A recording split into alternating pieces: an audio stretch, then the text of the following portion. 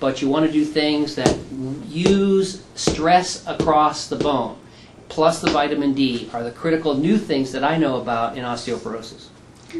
Some other interesting things turned up with all that. I had to have 4 implants in my mouth, and the guy said to me if I had been taking osteoporosis medication, like whatever those things are, Boniva and stuff that like they won't touch you. The dentist won't touch you because your bone is mess. a mess. Yeah.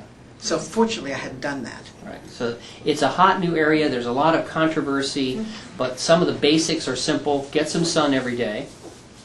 Take the extra vitamin D that we recommend, and put some stress on those bones. Now, the extra calcium that you get from us is in the form of Tums. And a lot of people make up their own suggestions, and they say, Dr. Rutledge recommends Tums, I'll take Caltrate. I don't know why people do that. They don't listen to me. But you should take your Tums and not the Caltrate. Well, it now seems there may be a parathyroid problem which can contribute apparently to osteoporosis. Yes, it's called tertiary hyperparathyroidism. So if you're not getting enough calcium and vitamin D, the parathyroid gland will go into the bone and bring that calcium into your bloodstream. And you need to protect against that by the calcium and vitamin D so that the parathyroid doesn't go up. But back to what we just said. So sun, stress, calcium, and vitamin D. Okay.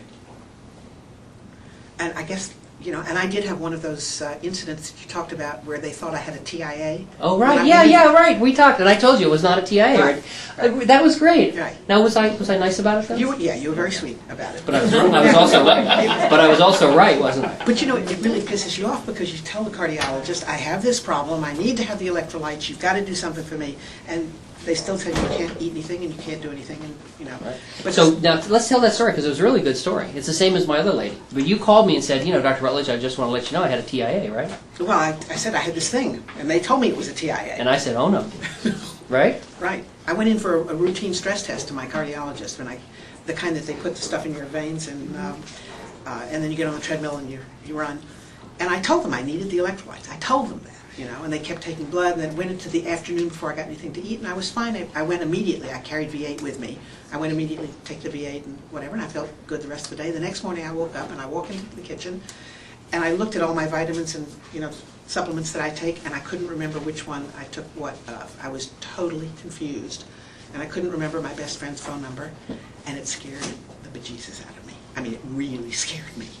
So I called the cardiologist's office, and fortunately I found his number and left a message saying this had happened to me. And then I'm a realtor, I went out on Caravan, and I got a call back while I was on Caravan saying, go to the emergency room right now and tell them what happened. So I did, and I spent the whole afternoon there. They did a scan where they shove you under the machine and they all of that, and they tested my blood, and they said, well, we can't find anything, but we think you had a little TIA. And so then I remembered to call Dr. Rutledge.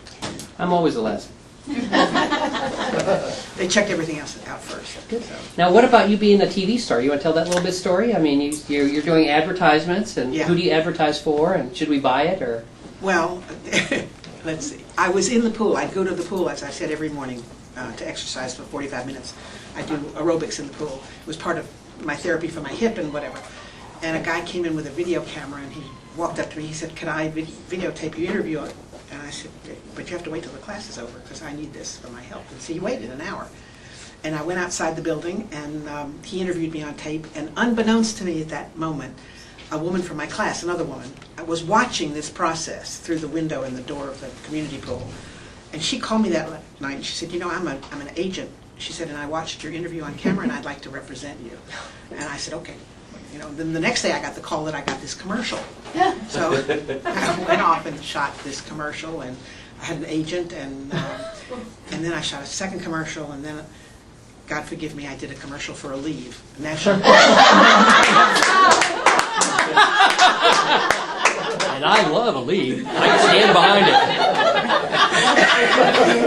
it. Listen, I made $30,000. You could no complaints about that. I'm with you. I'm on it.